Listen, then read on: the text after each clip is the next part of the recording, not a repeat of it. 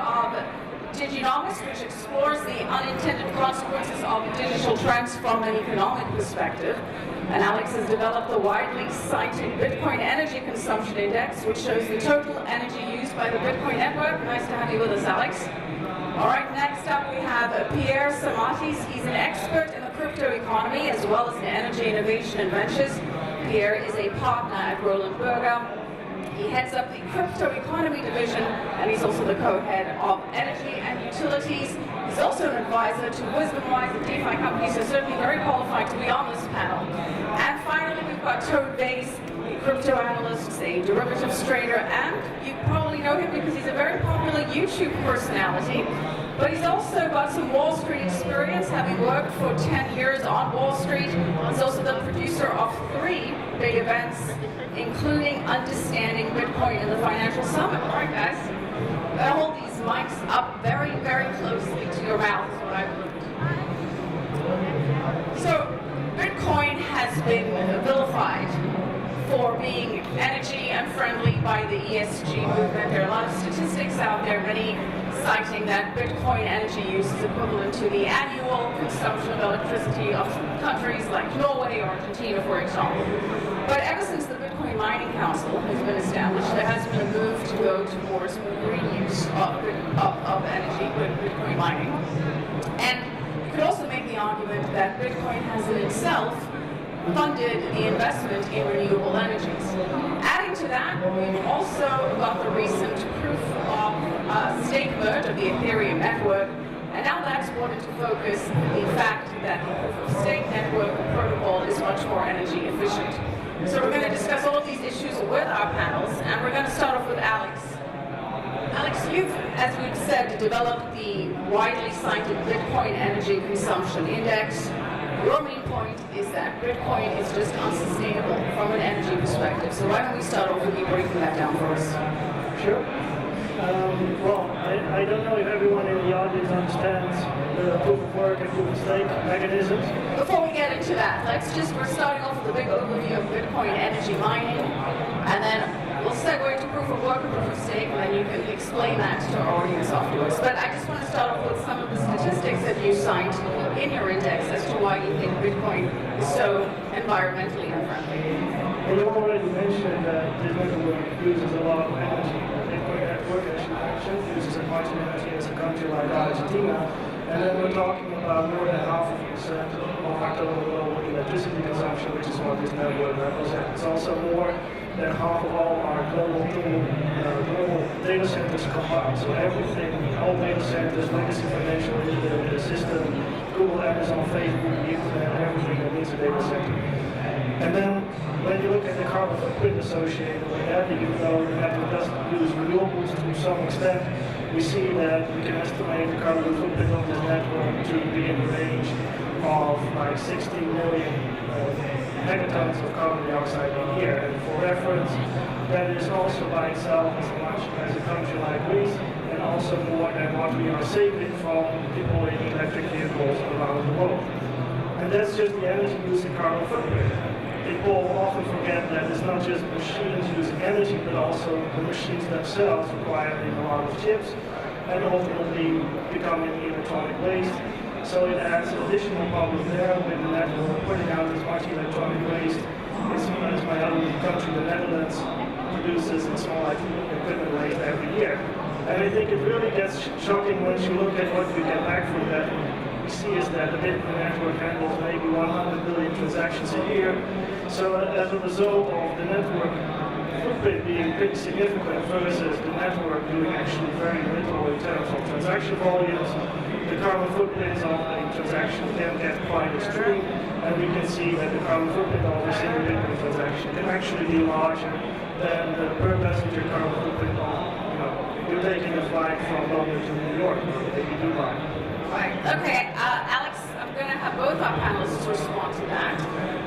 Firstly, we have the issue of energy consumption, and then we have the issue of whether all of this energy is in fact worth it. But why don't we start off with Pierre? Because just as a point of reference, 39% of proof of work mining is now powered by green energy, as far as I understand it. And I believe that Bitcoin is also being used as an incentive for the development of renewable energy sources. So please respond to the points that Alex made over there. It's on? Great. Okay. So, yeah, I mean, while I definitely sign up to the statistics, I think it really, first of all and foremost, depends on the question, what's Bitcoin for you, right? Because if you don't see a value in Bitcoin, every megawatt hour that is put into Bitcoin will be a waste for you. I think Bitcoin represents far more than the energy consumption that it has right now, so that's going to be the first thing. So, and if we want to look at it honestly from an ESG point of view, we not only need to look at the environmental point, we also need to look at the social point. And the revolution that Bitcoin brings to society should be ranked relatively high on the social score. Now for the environmental impact and the energy consumption, also maybe just to give another point of reference, so we said Bitcoin has 0.5% of the global energy consumption. The internet is somewhere quoted around 7 to 10% of global energy consumption, depending on what source you ask. But I think we can also then ask ourselves how much of the content we have on the internet is actually not beneficial for society, and why don't we attack this instead of a protocol and a technical innovation that actually brings freedom to society. The other thing is now, and here comes my hat as a guy that's coming from the utility and energy industry, Bitcoin mining has really interesting benefits for utilities. And we're seeing miners forming as symbiosis with utilities. One, in areas like the Middle East, where you have a very interesting load pattern where in the summer we use all of our energy, we have a very high peak demand, and in the winter we only use 40% of that capacity. Bitcoin mining actually represents a way to monetize and increase the utilization of renewable power assets, and with that makes investments into renewables way more interesting. Second thing I want to comment is, if you think about CO2 emissions, then Bitcoin mining today is also used today to use methane to turn this into electricity and power mining. Now, it for sure emits CO2, but it doesn't emit methane, so actually there's also a carbon negative effect in there.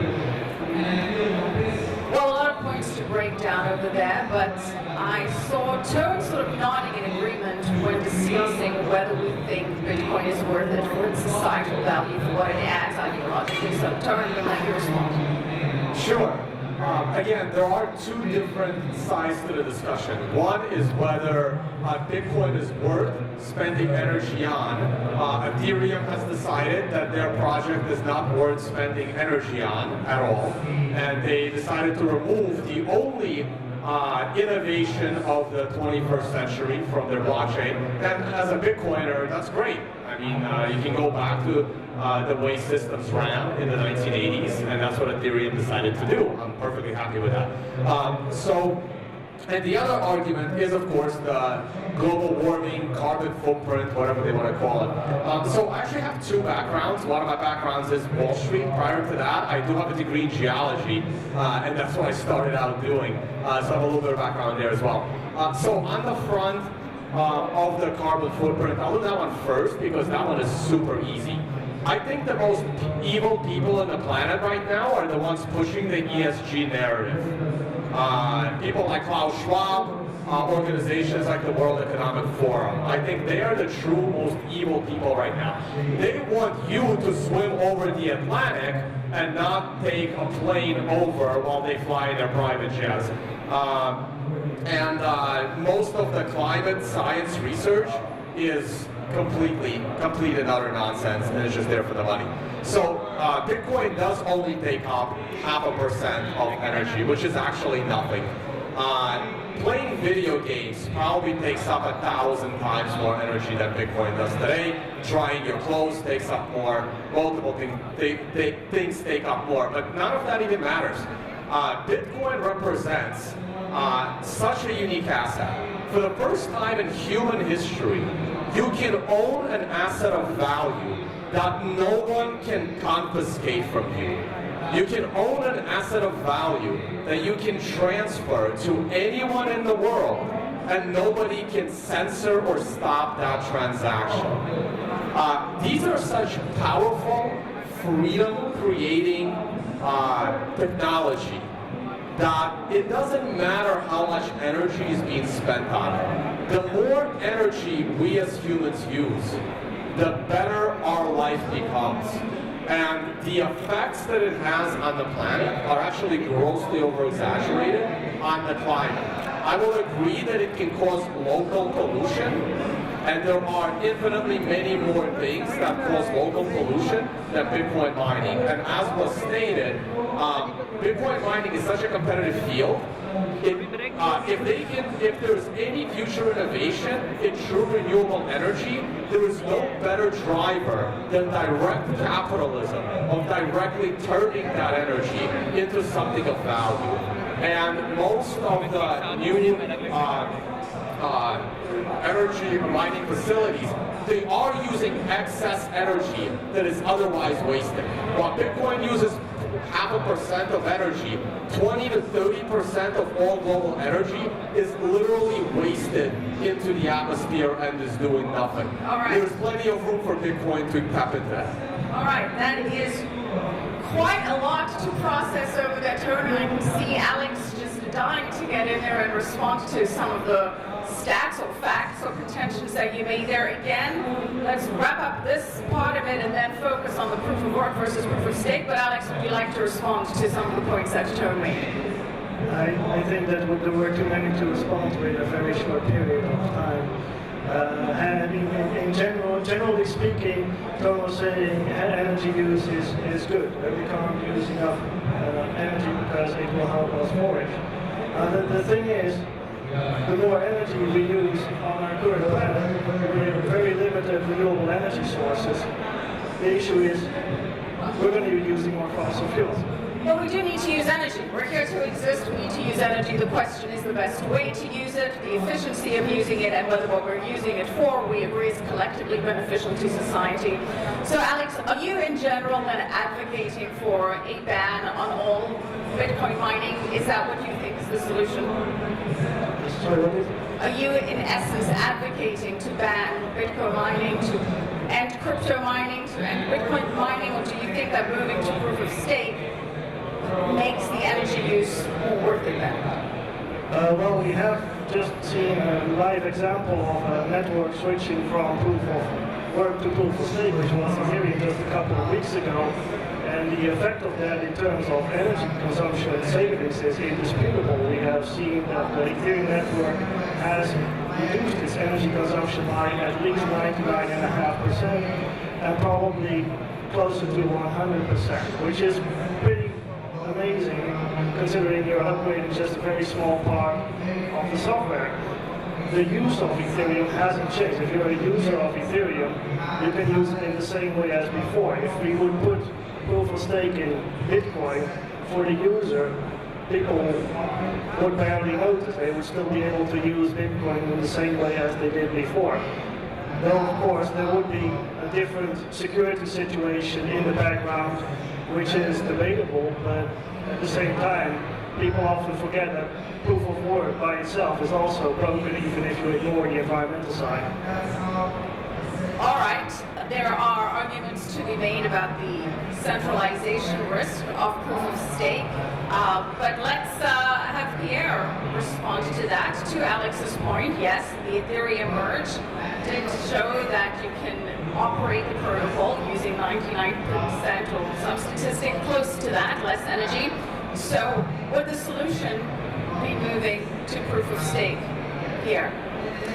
Well, I think that Ethereum move is very important for the industry because we're now getting to see live in the next few years how a proof of stake mechanism on that scale can actually guarantee decentralization and security. The decentralization aspect I'm a bit worried about because we've seen that after the merge, I think it was 40% of all transactions were made just by two pools. Now you can argue, okay, there are also a lot of, let's say, concentrated Bitcoin mining pools, but there's a fundamental difference to understand between proof of stake and proof of work when you contribute to the network. In proof of stake, you commit your points to a staking pool, and fun fact, maybe not everyone knows about it, but as of today, there's no withdrawal function, right? I mean, that's coming maybe in 12 months from now. While in Bitcoin mining, I can dedicate my machines to whatever pool I want at any moment in time, right? So I think it's great for the industry that we have both live now and both on a significant scale. However, I think Bitcoin will serve a different use case. And I think for this use case, proof of work now for almost 10 years has proven to be the most effective and unhackable consensus mechanism. Also censorship resistance, right? Because we've also seen what happened with Tornado Cash and how quickly basically a blockchain that has a CEO can turn off things, right? And for me, I'm a bit old school in that. I prefer blockchains that don't have a CEO. Toad, why don't you continue that point again? I saw you nodding in agreement, especially when it came to the censorship angle and the recent example of Tornado Cash. Please address your points to Alex directly. No, to me, Ethereum also has a CEO. Ethereum seems to be getting credit for getting rid of something they never needed to begin with. To me, Ethereum has always been a centralized company. I don't see that big of a difference between Ethereum and, say, Amazon's AWS.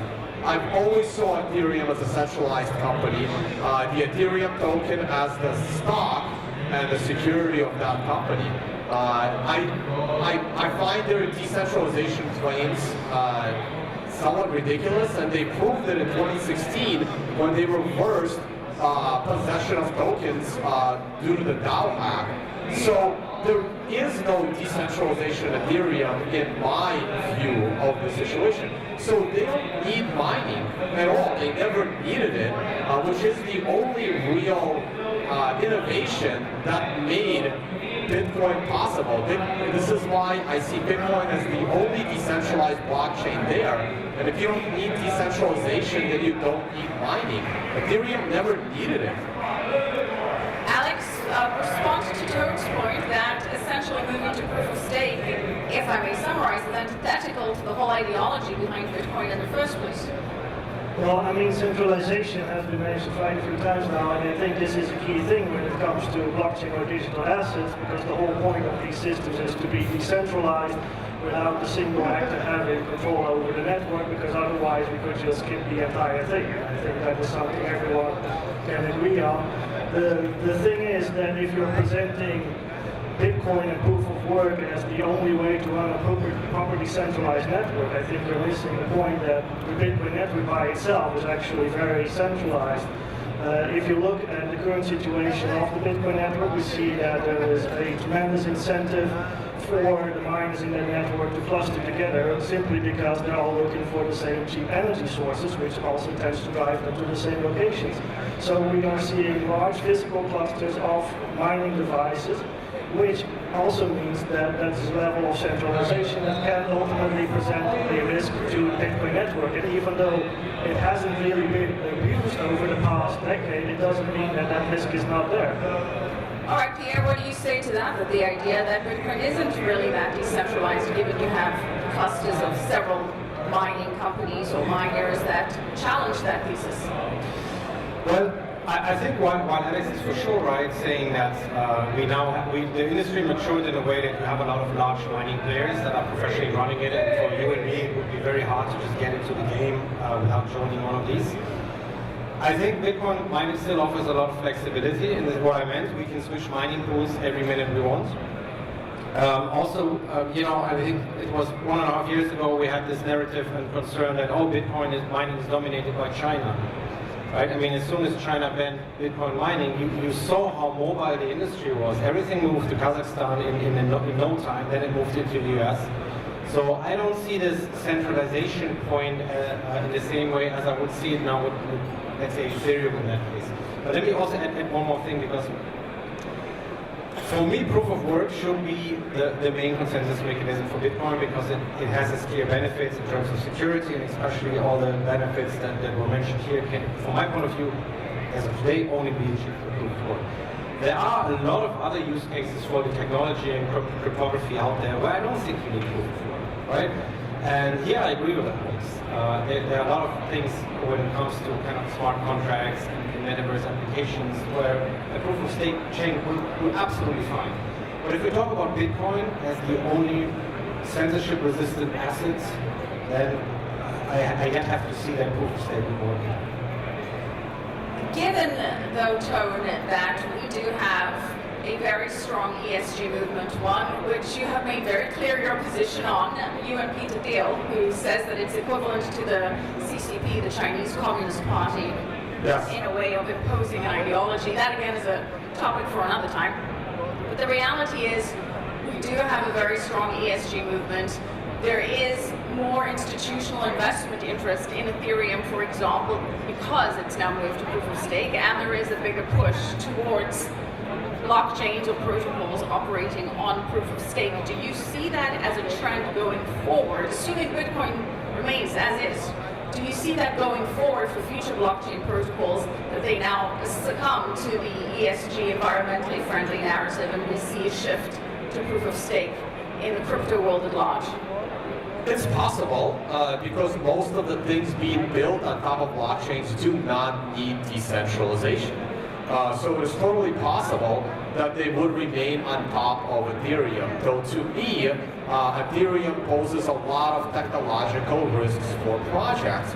It is still decentralized enough to get projects into trouble, like the wrapped Bitcoin that can't be recovered. You write the wrong smart contract, and you run into technological problems. While at the same time, the overall protocol is not censorship resistant enough. It's not decentralized enough to fight censorship resistance from a big government entity or a government collusion. So I don't see too many advantages.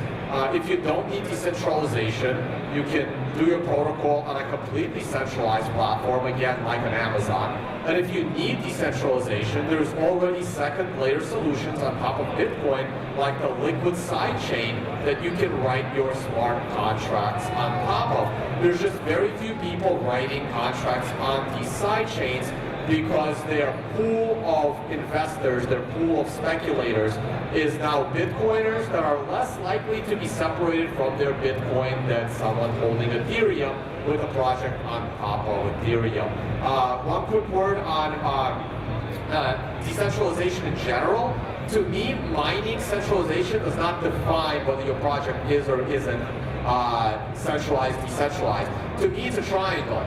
You have coding of your protocol, coding of the blockchain, the ability to run a node so you can validate your own transactions, and then mining. So even if mining becomes centralized, all the mining comes back to China. They still can't alter the code.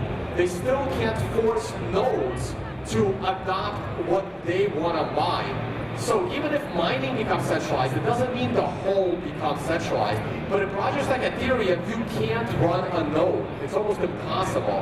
And coding is controlled by a single organization. So it was centralized even with mining, and now mining's gone.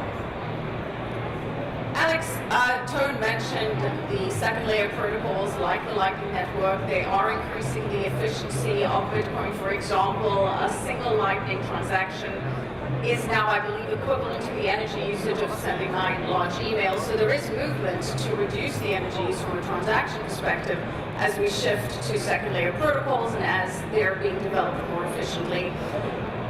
Is there a world in which you're comfortable with Bitcoin mining maintaining a proof of work protocol, Bitcoin maintaining a proof of work protocol, or are you still advocating for an outright ban on crypto mining, as I've heard you mention in previous interviews? Yeah, you know, the thing is that when it comes to second layers, we're talking about scalability solutions, and they don't address the energy consumption problem in any way. I mean, if you have more transactions going on at the same energy consumption, yes, it's more efficient, but at the same time, you're not bringing the overall number down. The only thing that does that is actually moving away from proof of work. I think what I expect in the coming years is that governments are going to put increasing pressure on the Bitcoin network to do something about its proof of work protocol. We have actually seen this very recently in Europe, at least, where the EU was proposing an amendment on the markets and crypto asset regulation that would have prohibited crypto asset service providers from offering any crypto asset trading in cryptocurrencies related or making use of proof of work. So simply said, it would have been a Bitcoin ban, a ban on Bitcoin trading in Europe.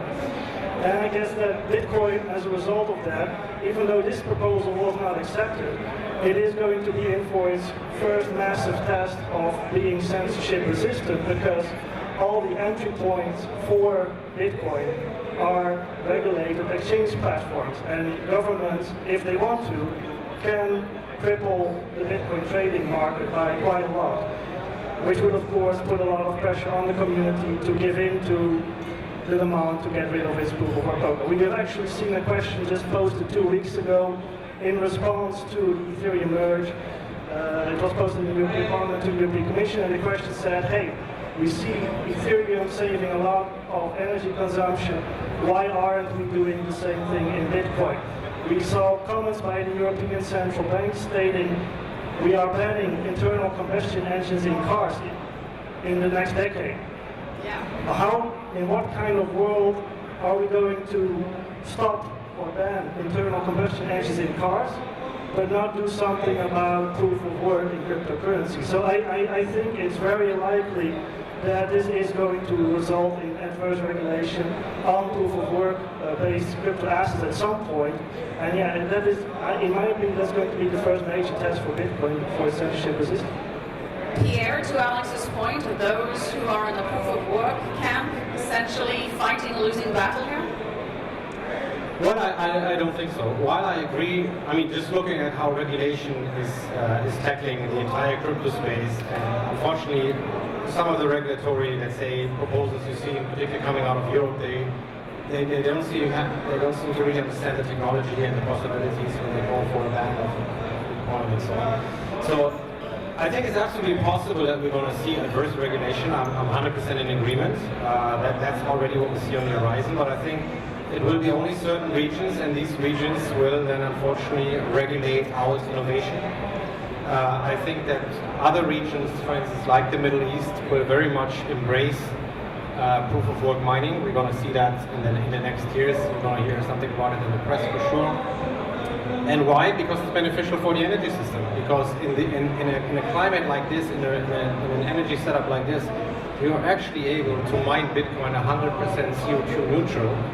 And if it's needed for miners to show that, then there is still the option of buying renewable energy certificates to actually demonstrate that whatever they have mined has been done with CO2 neutral energy. So I think, yes, it's going to happen, but it's going to only happen regional-wise. Okay, final question to the panelists on a slightly bigger issue. On Kitco News, we recently had one of the co-founders of Ethereum, Anthony Diorio, and he said that there is a pretty good chance that we will see the flippening given all of this, meaning that the market cap of Ethereum will be bigger than the market cap of Bitcoin. Tone, do you see the flippening happening? I don't see the flipping happening at all, but is it possible? I mean, yes, because Ethereum's competition is not Bitcoin. People have to realize that Ethereum's competition is Amazon's AWS. Ethereum is as different from Bitcoin as Bitcoin is from, say, Netflix stock. That's how different they are. So even like, think of it in that terms, it doesn't matter. Well, like it's actually irrelevant. I would love to comment on the Europe thing.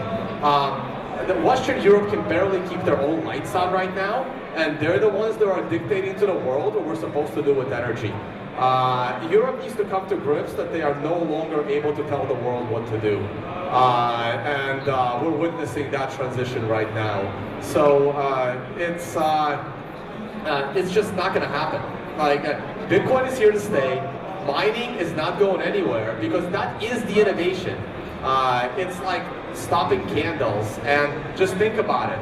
Look how big this event is. We are in the middle of the desert, and there are people saying that we need to cut back on energy consumption. Okay. Flippening, yes or no? It could happen, because it's just a matter of market adoption, right? And I actually want to pose this question to the audience. How many of you do anticipate that we will see the flippening, the Ethereum market cap overtaking that of Bitcoin? By show of hands, we will see a flippening, yes. All right. and we will not see a flippening. Okay, we do seem to have more Bitcoin maxis in the crowd, or at least those that believe that the Bitcoin market cap is still going to increase dramatically, still Bitcoin to the moon, I see. Alex, what do you think? Well, I personally don't care about the flippening, but I guess you could motivate that if there's going to be adverse regulation against Bitcoin for its proof of work, that could put pressure on the Bitcoin price as well, and that wouldn't affect Ethereum because they just switched to proof of stake. So I guess the only thing I can contribute here is that there may be external factors that may help to this happening. All right. Well, I think we have to wrap it now, but thank you so much, Alex de Vries, founder of Digiconomist. We've got Weir Samatas, Energy and Utilities Global Co-Head at Roland Berger, and Tone Vays, crypto analyst, YouTuber, and ESG advocate. Yes. Yeah, in sarcasm. Okay, thanks very much, everyone.